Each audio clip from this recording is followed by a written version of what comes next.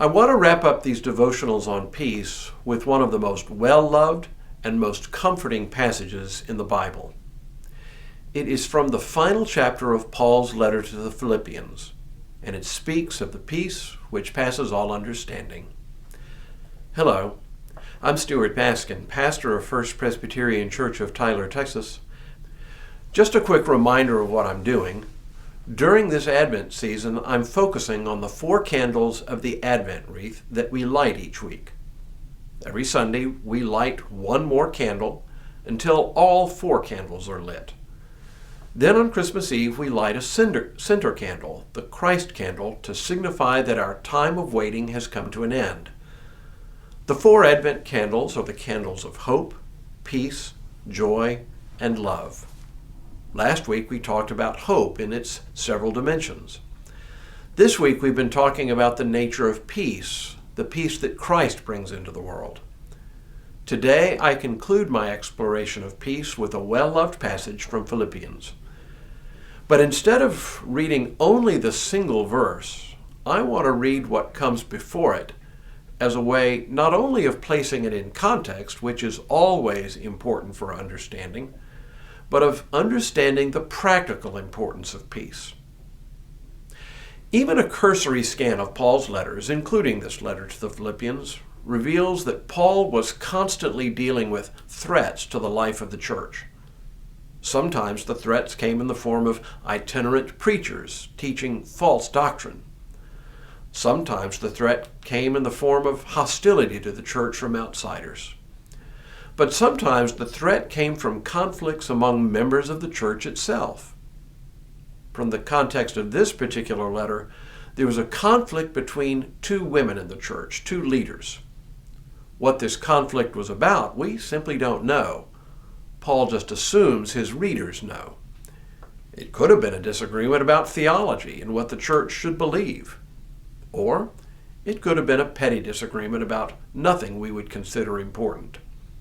Either way, their disagreement and estrangement Paul evidently regarded as a threat to the church itself.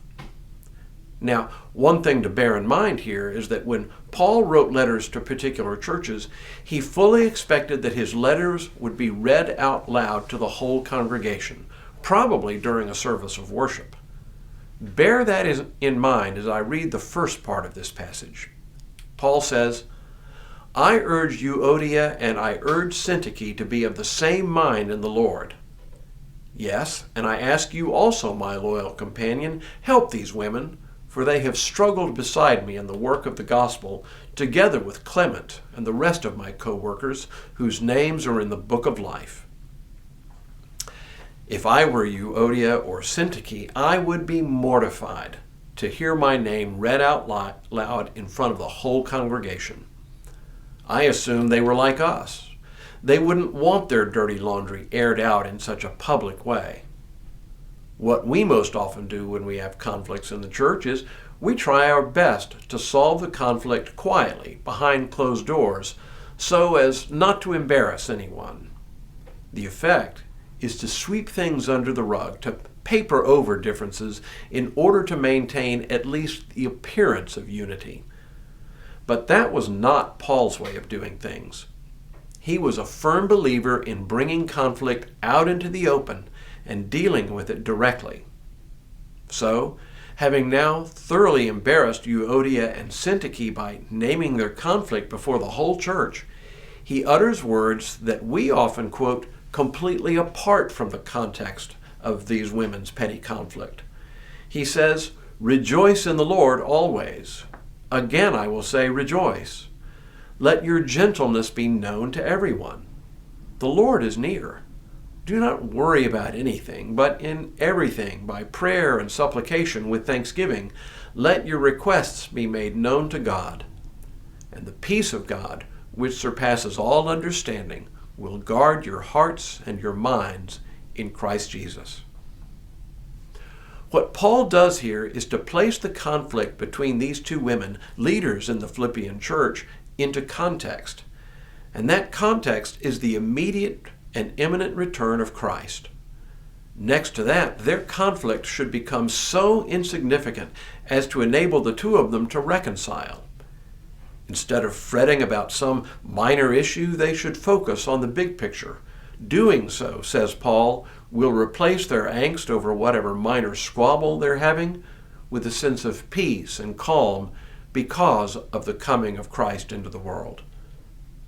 Peace, in this context, once again implies the absence of conflict, but also much more. It implies that many of our conflicts are so minor and so petty in comparison with the coming of Christ as to be not worthy of our time, and it implies that the knowledge of Christ's imminent return can be a source of such internal peace as to enable us no longer to fret about our silly differences. Would that the church could hear this anew today. When we return next week, joy. But for now, may God continue to bless you and keep you in all that you do this day and in all the days ahead.